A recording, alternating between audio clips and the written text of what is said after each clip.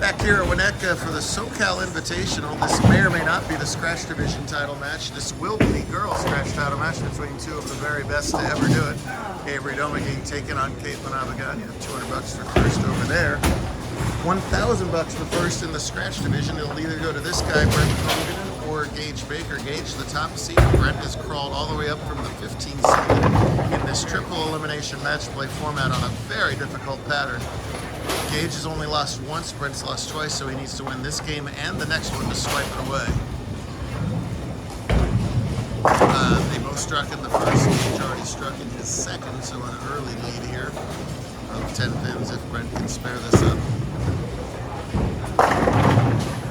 Pattern was wrong today. This is the hardest I've ever seen it play it. This is one of the most severe out of bounds. Look out. Well, he doesn't spare up. We've had it in quite a while. If your ball is going left to right, once it reaches about the 7 board, it will not come back. Gage solved that by moving very far left on the lane. Brent has solved that by taking a hand out of the ball and just pointing it right up in the corner, a very old school style. Brent not a lot of hand anyway, so it's not that difficult of an adjustment to make. Both styles have obviously worked very well. We'll see if Brent can claim his first career title of any type, invitational style. He's up against an absolute steamroller though in Gage.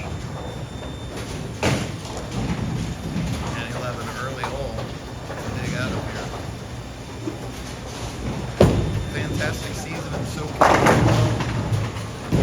many years in a row. We wrap things up there at Winnetka. Daniel and Mike and the whole team here just do a great job hosting us. Sure, we'll do it again in some odd days. Plus for spare. No, lucky to get that 8 pin out of that. No trouble like that earlier on. Over here, this amounts to the handicap division semifinal match. There are 3 bowlers left, each with 2 losses. This guy's got 2 losses. That guy's got 2 losses. That guy's got 2 losses over there. So he's got the bye. He's got to play the merry-go-round in that. The loser here will finish third. The winner here will play Russell Lee for the title. This is Andrew Lang taking Franklin Judd. Franklin's got to win by 5. Everybody is Irviners, right? Yes. Irvine cleaning up in SoCal today. Of course, not just Irvine, this guy making sure we point out that all his pupils doing well today. Early on in the girls' match, it is a 13-pin lead for Kate, which she can make 23 pins. Avery was the number 2 seed in the main tournament today, just got knocked out in the last round for a 3rd place finish. We almost had 1 versus 2 in triple elimination. That hardly ever happens. Brent's gotten in the way of that now. 2 of the absolute purists you'd ever want to see. Spare double. Kate lost a couple rounds ago. A really good practice session over there. It looks like she found something much better look that she found in practice. Do I have that right? Huh? I have that right? You found a pretty good look over in practice? Oh yeah. I bowled for 2 people and I went 240 and 250. I saw you beat yourself in a great match over there. Yes, I was good. That was very good. Avery, the resume is just about as long as Caitlin's. We've got all those PWBA results at the youth and adult level, PBA Junior Superstar, Caitlin Team USA. It just goes on and on and on. You watch it for Avery. What a treat it's been watching those 2 grow up. Out of the same bowling alley, Mira Mesa, San Diego, those 2 Elias. It is astonishing. I wish more of the nation, realized it was just coming out of the southwest corner of the country there. Brent in big trouble as Gage is trying to steamroll this match and not take it down into a 1-game match. He started front 4. Krugenin could have really used that strike here to make it a double in the 5th. Instead, he was down by a bunch. This will be his high finish in the Scratch. I don't know if he bowled any handicap title matches, but he does not have any wins. If he doesn't come back here, he'll play the non-champs out in Phoenix. Maybe he'll get his first win that way. A lot of good bowlers have. backup ball at that, no problem at the 3-6-10. Still plenty of game to go, but he's got to figure something out.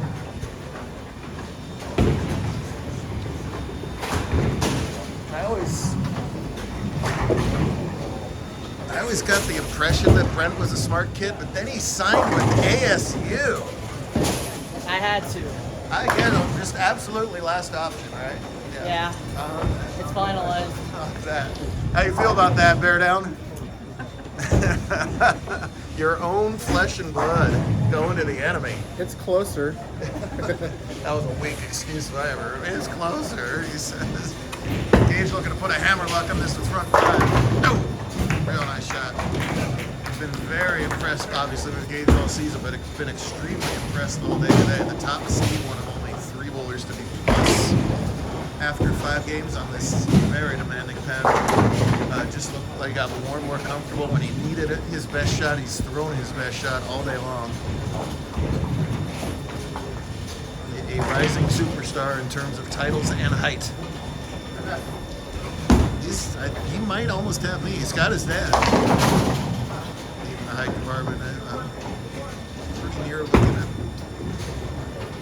halfway up his end as well.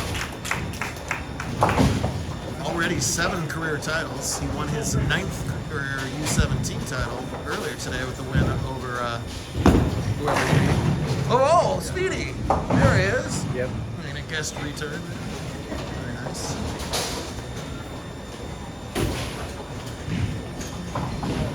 See how Brent was off the right corner like we talked about. Gage is going to stay around 25. He drifts a little bit to quite a bit to the left to open up the body to allow that ball to go right.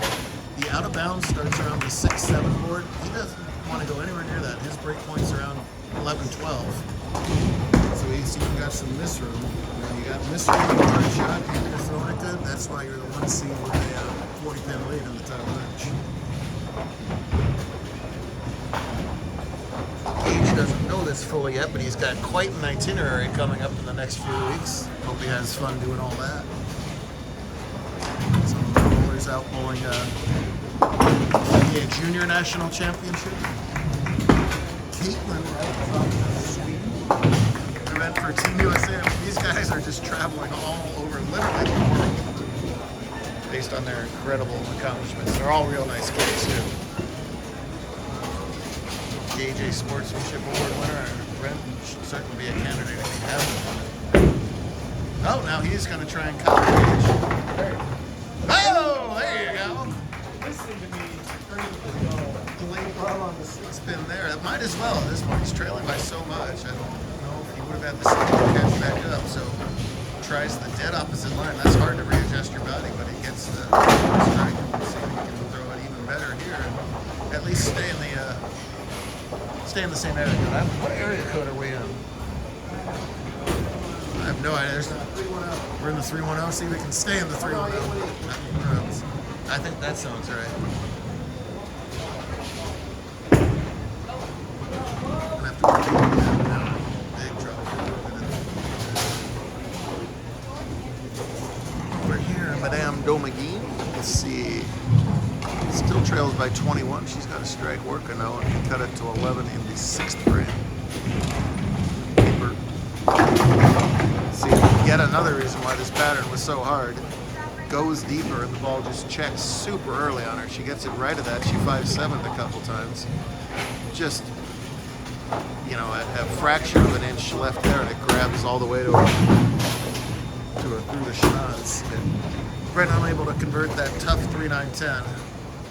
And he finds himself in a position that just about everybody else who's played that guy. And then Gage's only loss today was to, let's grab his card here. See, he started 3-0. Aaron Kalika, the only bowler to beat him by 1 pin. Aaron hung on forever. Aaron could have been eliminated about 4 or 5 different times. He kept coming up with doubles in the 10th frame to stay alive and finish 4th. Great performance by him.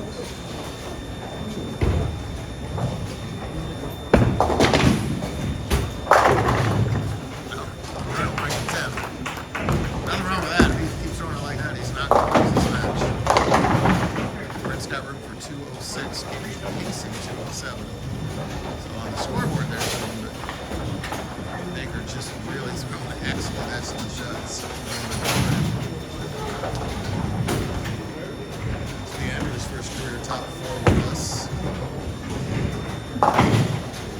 had a real good shot at bowler of the year. This result as well. Temperance don't really test gauge at all. Whoops. Andrew, you're going to see where that out of bounds come into play. He's got a 5-pin bonus, but he's trailing by a lot over here. Unless Andrew playing. Wrestle for the title as Caitlin flushes that ball, maintains a 19-pin lead now over there. Gabe's going to take a timeout. He caught Andrew out of the corner of his eye.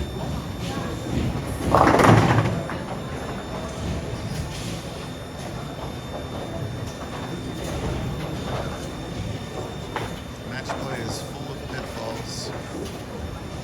To be the top seed and avoid, the one bowler having their one big game against them. Bad.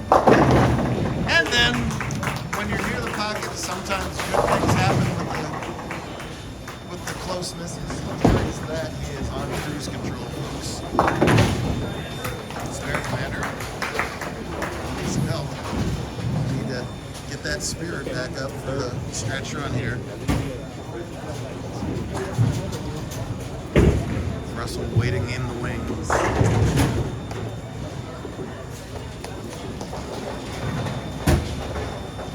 Franklin was the points leader headed into the weekend.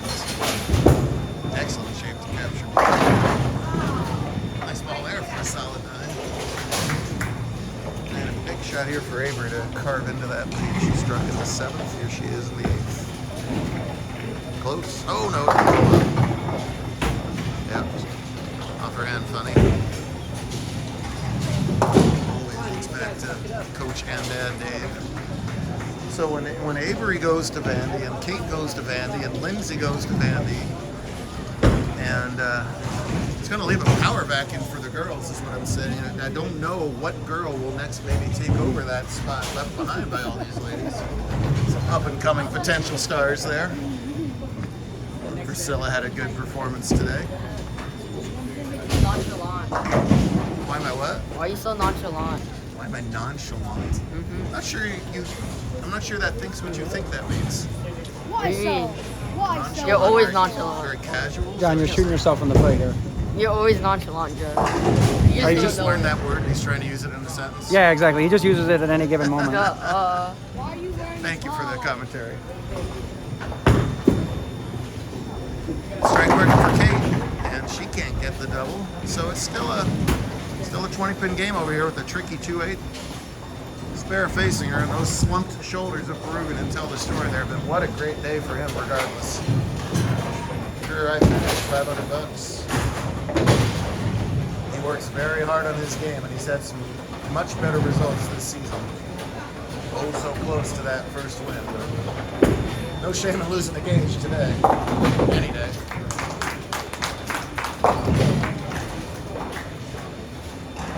As old Shorty's just going to finish out this figure. Notice how I got to flip the camera this way to see gauge. That 5-pin margin is...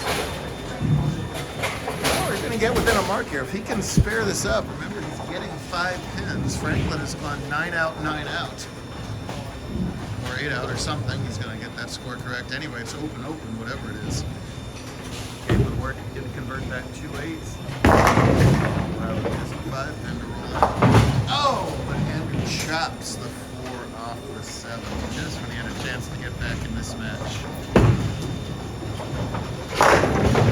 Trailed by 19 will have to go to make Franklin show up in the 10th. Less than that.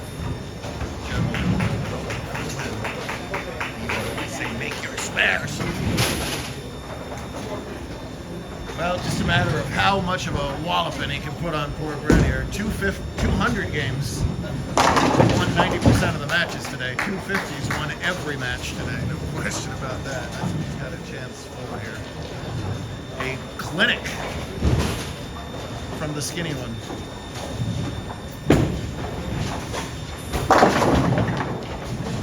Goes easy on him. He'll only be in the 230s. He's still trying to fine-tune it. He's a competitor, just like his mom and dad. Oh, there's a little smile.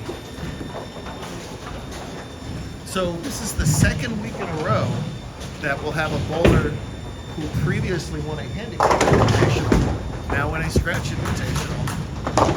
13-year-old Zeke Trejo pulled that off last week in Vegas. 16-year-old Gabe will do the same trick. He was a little guy when he won the SoCal Invitational a while ago. I want to say about 16, 17 thereabouts. Give or take a pandemic. Yeah. Oh man, Andrew had a chance there. That 6'8" will do it for him.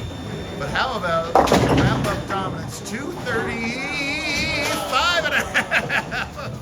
It's the only thing that went wrong for this guy.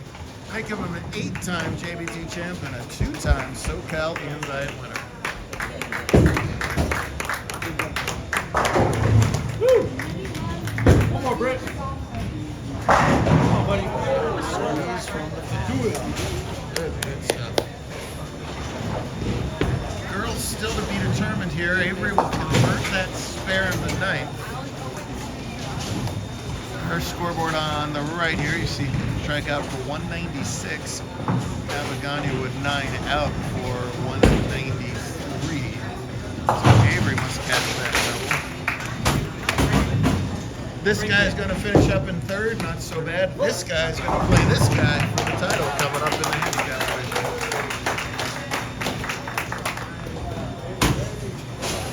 Brent addresses his crowd.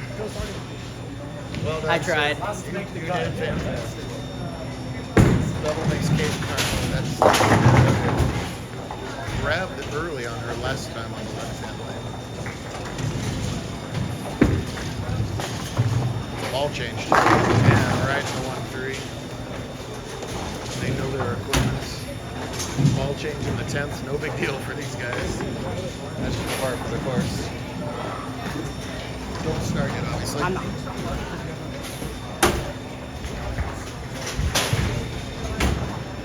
Caitlin was going to win the girls' scratch bowler of the year in SoCal, regardless of this result. But the owner of 70 some odd girls' scratch titles wants to keep pouring on.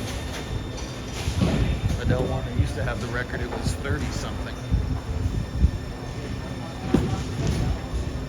Just to give her up, boy, you just see how fine a line that is. That wasn't that bad a miss, and it doesn't even sniff the head pin.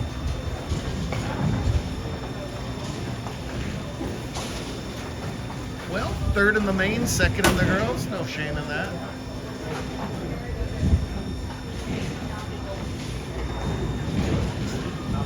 Don't toss her off the fishing boat. She didn't. David says, I bet she, yeah. Avery said she had barely bowled this week. She bowled 6 games on Friday. And let's see, this weekend she bowled, well, 5 this morning. This is about 9 or 10 games here, right? So 15 today. You make that yesterday? 6 yesterday. 6 yesterday, so 21 games in 2 days. Barely bowled. I didn't bowl Friday. Oh, you said you had 6 games on Friday. Saturday, yesterday. Oh, you didn't bowl at all. Oh, so really straight into this? Oh, heck, my goodness. Go have a nap in a virgin tequila, whatever that is. Kate just keeps on rolling. 2-0 will get her the girls' invite title. We got handicap to go. Make sure to watch part 2 for it.